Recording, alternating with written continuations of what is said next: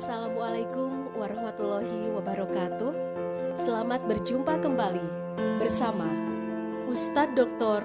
Dudu Hermawan MAG dalam kajian hadis dan ulumul hadis melalui akun YouTube Hermawan Al-Garuti.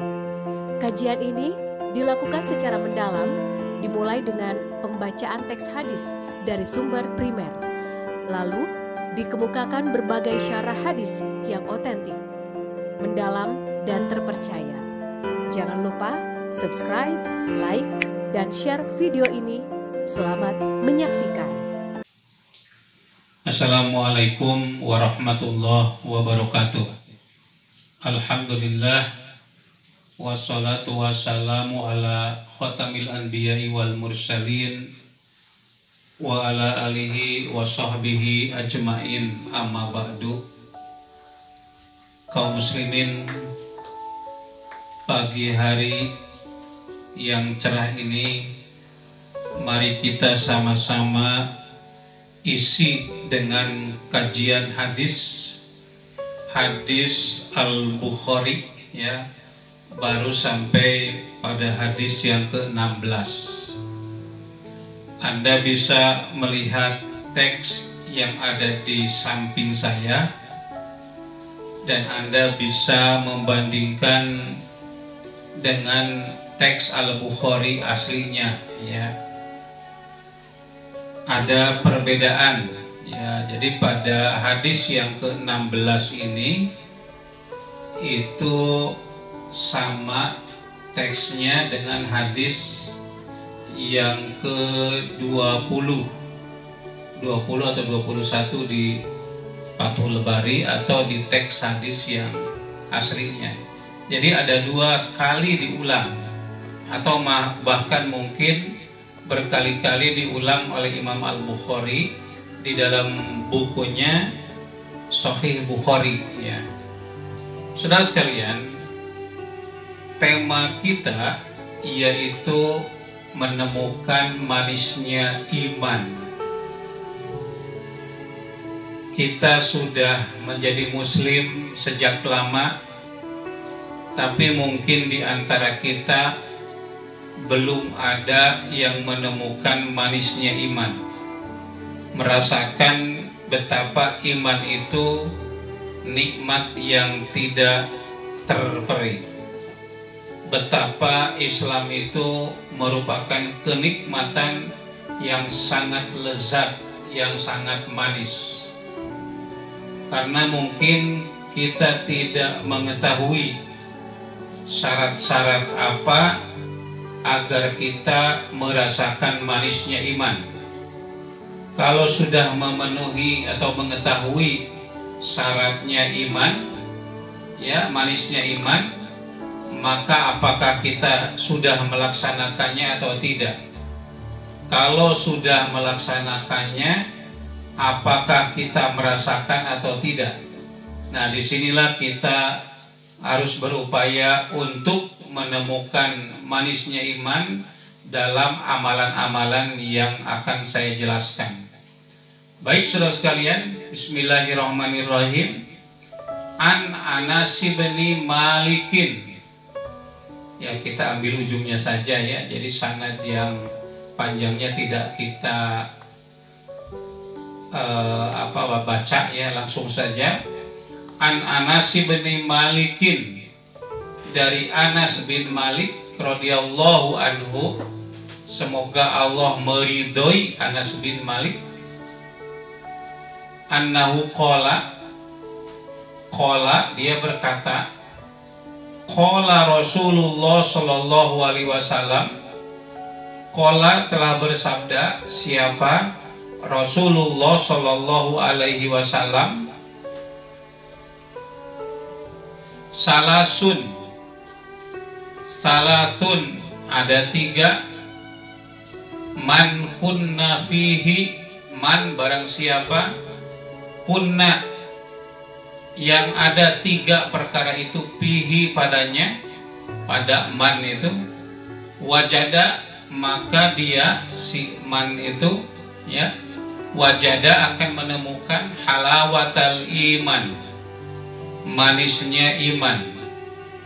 halawatal iman artinya manisnya iman. Ayyakunallahu wa rasuluhu, an yakuna hendaklah ada siapa Allah wa rasuluhu dan rasulnya, yuhibba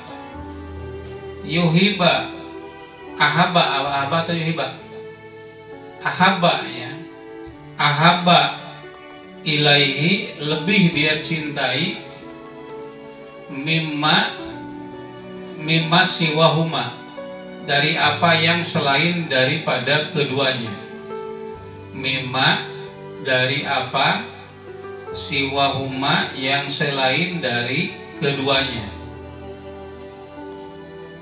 Wa ayyuhibal mar'a, dan hendaklah dia mencintai kepada seseorang, wa an yuhibba, dan hendaklah dia mencintai al mar'a kepada seseorang, la yuhibbuhu, dia tidak mencintainya illa lillahi, kecuali karena Allah.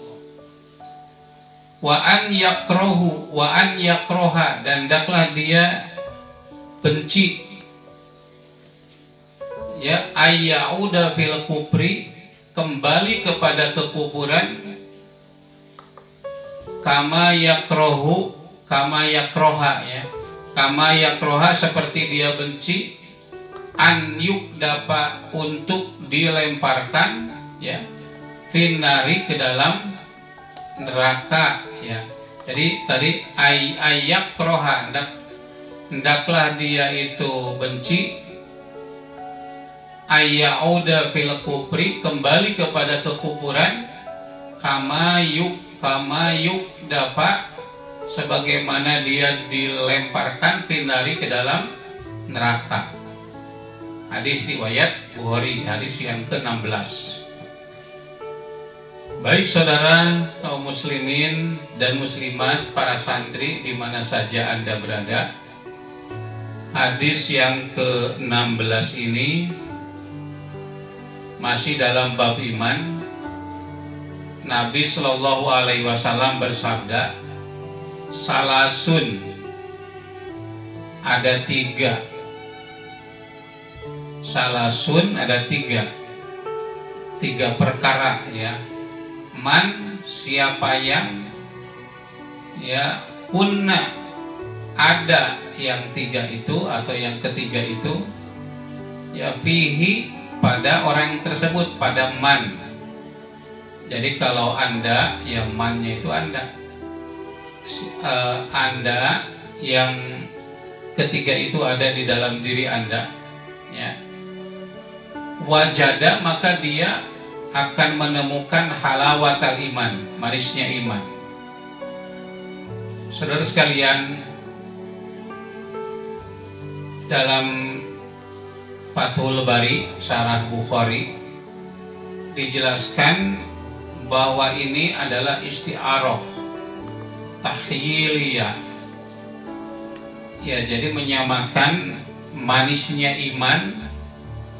Iman itu manis, wajada halawatal iman, manisnya iman itu disamakan dengan buah-buahan. Kenapa? Karena iman itu merupakan kalimah thayyibah ya, kalimat yang baik. Keimanan itu adalah sesuatu yang baik. Itu bagaikan pohon.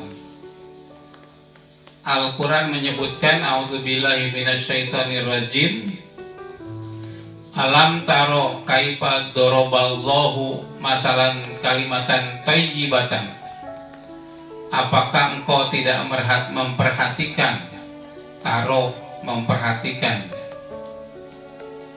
bagaimana Allah doroballahu masalan kalimatan thayyibatan, Allah membuat kalimah thayyibah, kalimah yang thayyib, kalimat yang baik ya. Kasajarotin thayyibatin, bagaikan pohon yang baik. asluha sabitun, ya, asluha akarnya itu menghunjam, kokoh, ya, wa far'uha fis sama, dan ranting-rantingnya itu menjulang tinggi ke langit.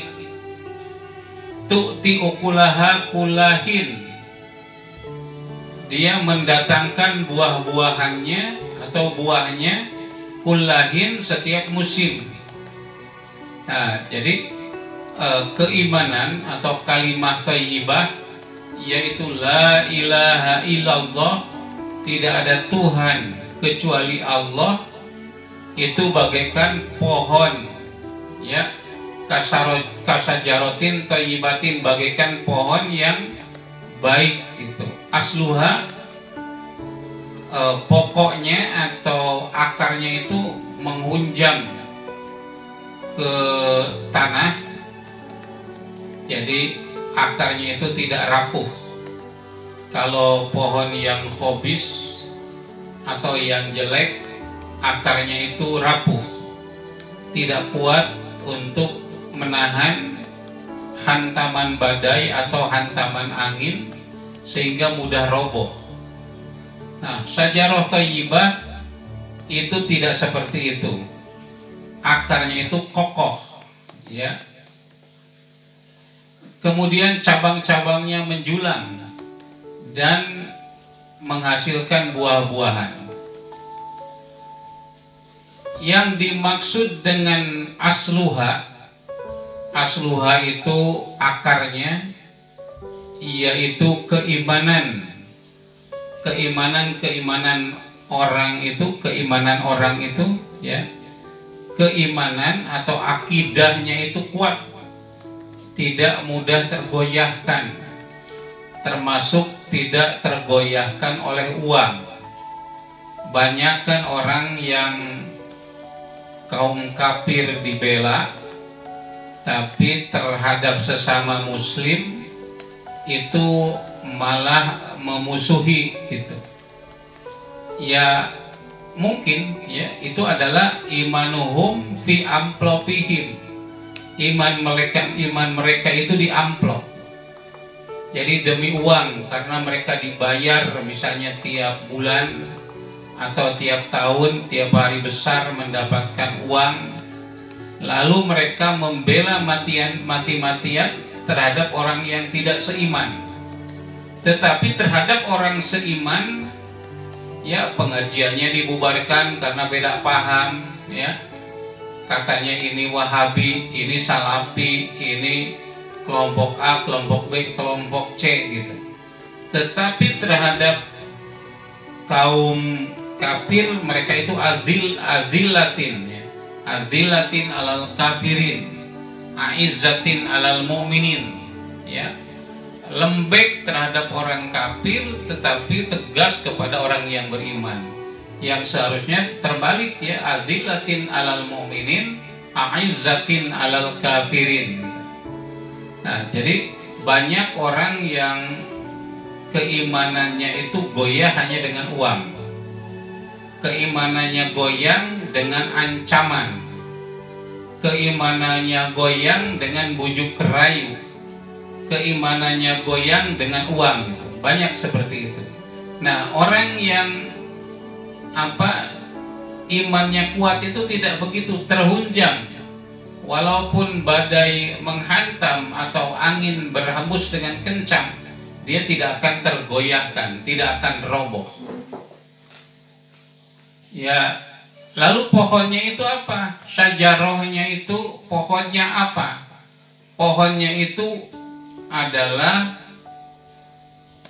melaksanakan rukun iman, ya. Rukun iman itu dan rukun Islam, dari mulai syahadat, sholat, puasa, zakat, haji, ya, itu dia laksanakan, ya, dilaksanakan itu. Kemudian ranting-rantingnya yaitu kebaikan-kebaikan, daun-daunnya itu memelihara, ya. Kemudian buahnya itu adalah amal saleh yang bermanfaat bagi diri sendiri, bagi keluarganya, dan juga bagi orang-orang yang beriman. Saudara sekalian, buahnya itu tu'ti ukulaha kullahin. Ya, pohon itu mendatangkan buahnya setiap musim. Ada setiap musim. Nah, buahnya itu manis. Ya, amal soleh orang yang beriman dirasakan bukan hanya dirinya, keluarganya, tapi juga sesama muslim. Khairun nas atau khairukum anfa'uhum linnas. Khairukum, sebaik-baik orang di antara kalian adalah yang paling bermanfaat bagi manusia. Jadi di mana saja Anda berada, pasti akan bermanfaat bagi orang yang ada di lingkungan Anda, di lingkungan kita, gitu ya. Jadi bukan hanya Anda, tapi saya juga Anda, gitu ya. Nah, jadi kita semua ini dikatakan terbaik kalau ada manfaat bagi orang lain. Ya, kalau tidak ada manfaatnya, tidak termasuk kepada orang yang baik, tidak termasuk kepada orang yang menemukan manisnya iman. Manisnya iman itu ketika kita bertakwa. Manisnya iman itu ketika kita bisa memberi manfaat kepada lingkungannya. Manisnya iman itu ketika kita merasakan bagaimana manfaat bagi tetangga kita. Tetangga itu akan kehilangan apabila kita itu pindah tempat, hijrah ke tempat lain. Akan kehilangan. Karena apa? Karena selama ini bermanfaat bagi mereka itu, baik ilmunya atau oleh-olehnya. Jadi kalau pulang dari mana-mana, sunnah Rasul itu harus selalu membawa oleh-oleh untuk tetangganya. Bukan hanya untuk keluarganya, tetapi juga untuk tetangganya. Ya, dari mulai sekarang, Anda sekarang yang berada di perjalanan, Anda sekarang yang sedang pergi jauh, ya, baik keluar kota ataupun keluar negeri, pulang bawa oleh-oleh. Untuk siapa? Untuk sanak saudara, untuk keluarga, juga untuk tetangga dekat. Tetangga itu kan dalam Islam berapa itu? 40 rumah, ya. Nah, kita kalau 40 terlalu jauh, banyak, ya. Ya paling tidak yang samping kanan, samping kiri, depan, belakang. Yang kalau kita memperbaiki rumah itu akan mengganggu tetangga kita, gitu ya. Kalau kita parkir mobil akan juga mengganggu kita. Kalau kita punya kolam, suaranya terdengar mengganggu tetangga, gitu. Nah, itulah tetangga diutamakan, begitu ya. Nah, saudara sekalian, jadi kita yang akan menemukan iman itu ya seperti buah-buahan itu tadi. Ya, iman itu adalah sajaroh thayyibah, bagaikan sajaroh thayyibah, yaitu pohon yang bagus. Salasun, ada 3. Ya, man kunna fihi, siapa yang 3 tersebut ada di dalam dirinya, wajada halawatal iman, maka dia akan menemukan manisnya iman.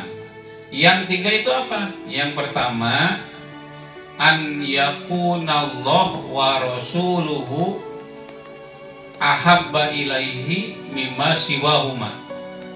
Hendaklah Allah dan Rasulnya lebih dia cintai daripada apa? Dari selain keduanya, ya.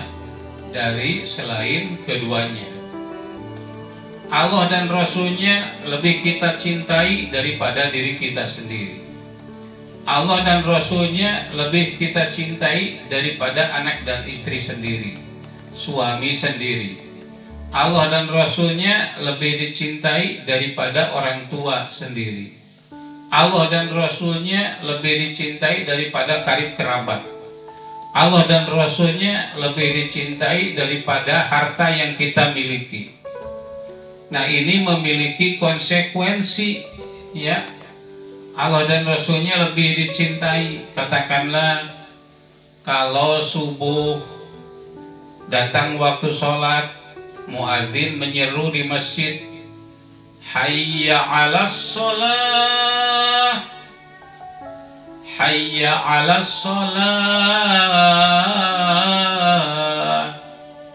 Nah, itu seruan dari Allah melalui muadzin. Apakah akan kita tetap mengeloni istri atau suami, atau bangun ya, alhamdulillahilladzi ahyana ba'dama amatana wa ilaihin nusyur. Kemudian adanya dijawab, ya, adanya dijawab, ya, kemudian ke kamar mandi. Itu berarti Allah lebih dia cintai daripada istrinya, ya. Lalu saudara sekalian, Allah dan Rasulnya, cinta kepada Allah ini ada dua, ya. Yang pertama, wujudnya itu adalah melaksanakan yang wajib-wajib, perintah Allah kan. Bersahadat itu perintah Allah, ya. Man yakfur bitogut wa yu'min billah faqad istamsaka bil urwatil wuthqa. Barang siapa yang kufur kepada tagut, beriman kepada Allah, maka dia telah berpegang kepada tali yang kuat, al-urwah al-wuthqa. Apa itu urwatul wuthqa? Urwatul wuthqa yaitu kalimat syahadat, ya, asyhadu alla ilaha illallah wa asyhadu anna muhammadar rasulullah. Ya, lalu kita menegakkan sholat, mengeluarkan zakat, berpuasa di bulan Ramadan, dan melaksanakan haji ke Baitullah. Nah, kita laksanakan itu. Nah, berarti itu melaksanakan yang wajib, ya. Itu wujud cinta kepada Allah. Nah, yang keduanya melaksanakan segala yang sunat-sunat, gitu. Sholat sunat, puasa sunat, infak, sodakoh, ya, membaca tiap Al-Quran setiap waktu dan lain-lain, itu sunat, ya. Kemudian cinta kepada Rasulullah berarti menjalankan sunnah Rasul. Sunnah Rasul itu banyak, ya. Disiplin waktu, menghormati istri, menghormati orang tua, ya, menyayangi anak-anak, menyayangi kepada yang lebih muda dan hormat kepada yang lebih tua. Apabila bertemu, membacakan salam baik kepada orang yang dikenal ataupun yang tidak dikenal. Nah, itulah mencintai Rasulullah Shallallahu Alaihi Wasallam. Melaksanakan sunnahnya, menjauhi bid'ah, ya, ya, menjauhi bid'ah, ya, jauhi iyyakum wal muhdatsatil umur, jauhi, ya, al muhdatsatil umur, melaksanakan perkara-perkara baru atau yang disebut bid'ah. Fa inna kulla bid'ah dolalah, setiap yang bid'ah itu sesat. Wa inna kulla dolalah finnar, dan yang sesat itu dalam neraka. Orang yang pelaku bid'ah itu di atas dosa besar. Kenapa? Karena orang bid'ah itu merasa tidak salah. Orang yang melaksanakan bid'ah itu merasa bahwa dia melaksanakan ajaran agama. Bahkan mungkin kepada orang yang mengkritik bahwa itu bid'ah, malah itu akan marah karena merasa perbuatan baik. Saya ingin katakan bahwa amalan-amalan sunnah itu masih banyak. Kenapa kita harus melaksanakan yang bid'ah-bid'ah? Coba mau zikir apa, mau wirid apa, ada dalilnya. Kalau kita mau begitu, ya, mau sholat sunat apa, tiap waktu saja bisa sholat sunat yang ada dalilnya. Kenapa mencari yang bid'ah, ya? Demikian juga puasa. Kenapa puasa itu cari yang tidak dicontohkan oleh Rasulullah, padahal yang dicontohkan Rasulullah juga itu masih banyak. Nah, kalau ahli bid'ah itu kita mengatakan begitu malah ketawa. Artinya apa? Dia ahli bid'ah, tidak akan taubat. Coba renungkan, ya. Ibnu Taimiyah menjelaskan bahwa setan itu menggoda. Tahap yang pertama mengajak orang itu untuk tidak beriman. Kalau ternyata tidak bisa dia goda, maka tahap yang kedua boleh dia iman, tetapi melakukan bid'ah. Ya, bid'ah tidak dilakukan, goda lagi, dia berbuat dosa besar. Kalau dibujuk berbuat dosa besar tidak bisa, maka dia bujuk untuk melakukan dosa kecil. Kalau melakukan dosa kecil dibujuk tidak bisa, maka setan mengajak kepada manusia untuk tidak berbuat baik, untuk melakukan perbuatan yang sia-sia. Duduk melamun, termenung, berpangku tangan, tidak ada kegiatan apa-apa. Ini berarti sedang digoda oleh setan. Karena orang Islam, min husni islamil mar'i tarkuhu ma la ya'nihi. Ya, dari kebaikan orang Islam itu meninggalkan sesuatu yang tidak bermakna, yang tidak bermakna. Ya. Nah, jadi kembali sunnah Rasul. Ini kita cuma tahu sunnah Rasul itu malam Jumat, ya. Ya, malam Jumat. Memang hubungan suami istri itu penting, ya, sebagai bentuk rasa tanggung jawab kita kepada istri, ya. Para ahli psikologi menyatakan bahwa paling tidak dalam 1 minggu itu 2 kali, ya, jangan kurang kalau bisa, gitu ya. Dan dalam 1 hari tidak boleh lebih dari 2 kali, kecuali pengantin baru, bisa seperti sholat 5 waktu, ya.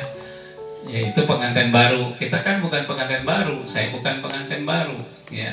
Nah, jadi kembali saudara sekalian ke jalan yang lurus. Itu yang pertama, ya. Allah dan Rasulnya lebih dia cintai dari selain keduanya.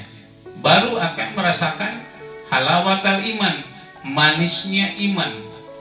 Betapa indahnya kalau di pagi hari Allahu Akbar, Allahu Akbar, langsung Allahu Akbar, langsung bangun segera. Itu kalau sedang tidur. Apalagi kalau sebelum subuh itu sudah bangun, alarmnya sudah dinyalakan dari jam 3 gitu, ya. Alarmnya dari jam 3 itu dinyalakan. Supaya apa? Supaya sudah bangun sebelum sholat subuh. Kenapa? Cinta kepada panggilan Allah, gitu. Cinta, ya, cinta kepada Rasulullah. Kita bersolawat atasnya, ya, setiap hari 100 kali. Allahumma sholli ala Muhammad wa ala ali Muhammad kama sholaita ala Ibrahim wa ala ali Ibrahim innaka Hamidum Majid wa barik ala Muhammad wa ala ali Muhammad kama barakta ala Ibrahim wa ala ali Ibrahim innaka Hamidum Majid.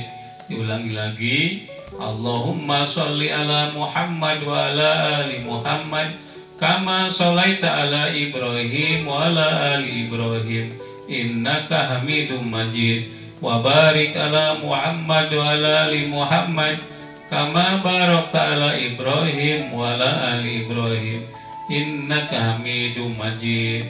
Ya, lebih baik itu baca sholawat dibanding dengan nyanyi-nyanyi, gitu. Pagi-pagi nyanyi-nyanyi, ya. Pada maghrib nyanyi-nyanyi. Bagusnya sholawatan, ya, daripada nyanyi-nyanyi. Cinta satu malam, oh asiknya. Itu mengajak kepada kemaksiatan, ya. Coba yang kita ucapkan, lafaz yang kita ucapkan mengajak kepada kebaikan. Cinta kepada Rasulullah Shallallahu Alaihi Wasallam, ya, lebih mencintai kepada Allah dan Rasulnya dibanding dengan cinta kepada selainnya. Itu yang pertama. Yang kedua, wa an yuhibbal mar'u mar'a wa an yuhibba, dan hendaklah dia mencintai. Cinta kepada siapa? Al mar'a, kepada seseorang. La yuhibbuhu, dia tidak mencintainya illa lillah, kecuali karena Allah.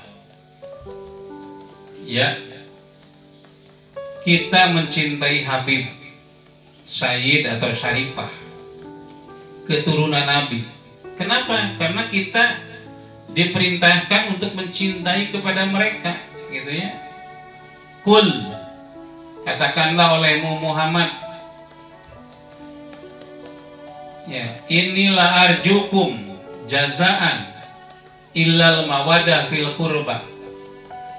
Aku tidak mengharapkan kepada kalian jazaan, pembalasan, kecuali cinta kepada kurba, kerabat. Kalau kita cinta kepada sesama muslim, kenapa? Karena Allah nyuruh kita cinta kepada mereka. Kalau kita cinta kepada sahabat Nabi, Abu Bakar, Umar, Utsman, Ali, Abu Hurairah, Anas bin Malik, Aisyah radhiyallahu anha, itu karena apa? Karena Rasul menyuruh, atau Allah itu menyuruh kita mencintai mereka itu, ya, mencintai mereka itu. Kalau kita mencintai Habib Rizik, ya, terlepas pandangan politiknya berbeda, ya, ucapan-ucapannya kadang menyindir kita, tapi karena Allah menyuruh kita untuk cinta kepadanya, maka kita cinta. Itulah, ya, yang disebut dengan kita cinta kepada seseorang tetapi tidak mencintainya kecuali karena Allah. Karena Allah menyuruhnya, ya, menyuruh mereka mencintai kepada mereka itu. Bagaimana wujud cinta kepada sesama? Ya, tentu selalu memberikan hadiah. Tahadu tahabu, hendaklah kalian saling memberikan hadiah. Tahabu, maka kalian akan saling mencintai. Mengucapkan selamat, membahagiakan, ya, hadir dalam undangannya, ya, membantu mereka apabila ada kesulitan, ya, itu adalah bentuk cinta kita kepada manusia. Kita tidak melakukan itu kecuali kita diperintah olehnya, ya, karena cinta kepada Allah, bukan karena yang lain, bukan motif-motif yang lain, tapi karena kita diperintah oleh Allah untuk melakukan itu. Kenapa kamu cinta Habib Rizik? Ya, karena Allah perintah. Kenapa kamu cinta Habib Bahar? Karena perintah. Kenapa kamu cinta Habib Lutfi? Nah, ini kan berbeda, ya.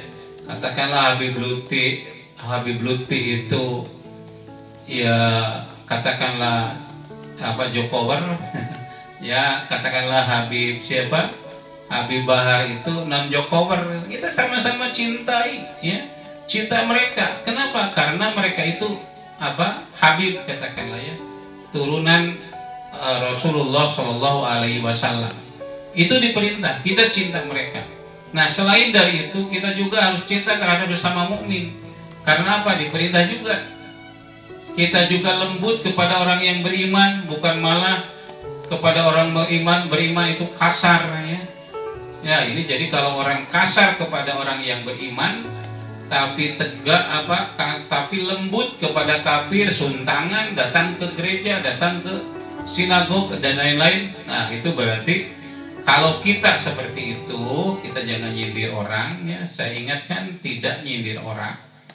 Tapi kalau saya berbicara kan harus sesuai fakta yang dilihat, gitu, ya, yang diperhatikan. Itu kejadian-kejadian, ya. Jadi tidak ada lagi ada persekusi terhadap Muslim, menghakimi seolah pendapatnya yang benar. Nah, itu yang tidak dibenarkan. Kembali saudara sekalian, yang ketiga, orang yang menemukan manisnya iman adalah, ya, yaitu yang ketiganya, yaitu dia itu ayak roha.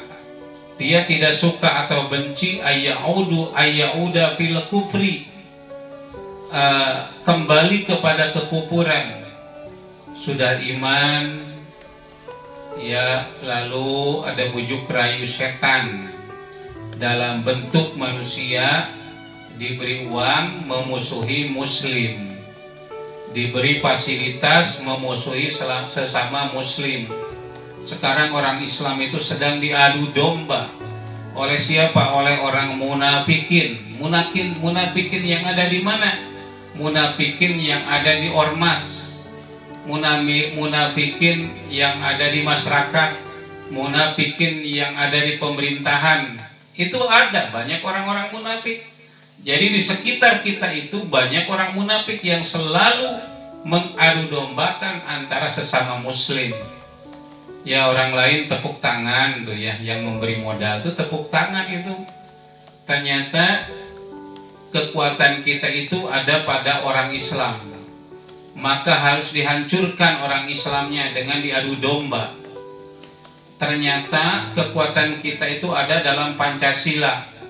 Maka dibuatlah RUU HIP waktu yang lalu itu. Sekarang walaupun sudah dibatalkan ya.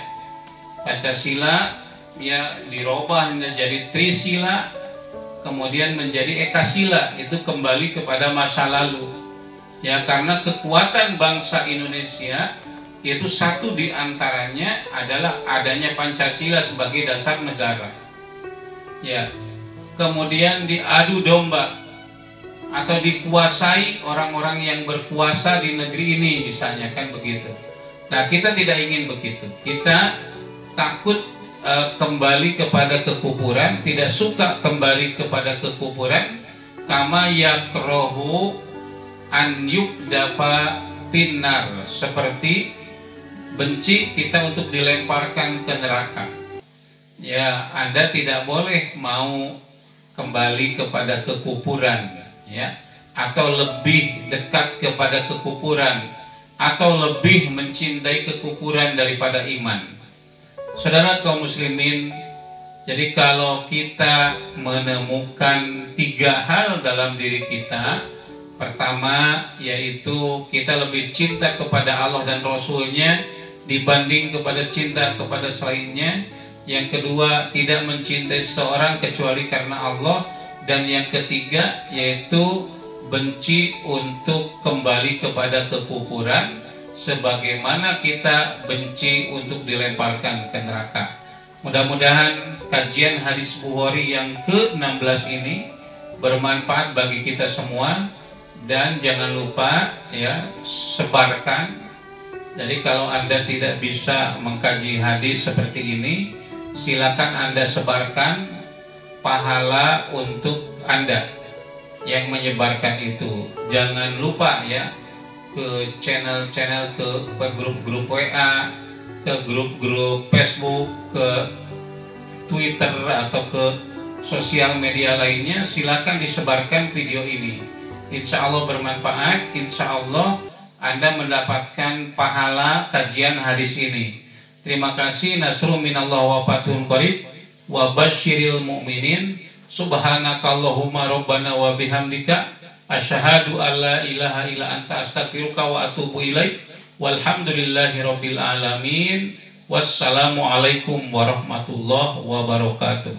Demikianlah kajian dan informasi yang apik dan menarik dari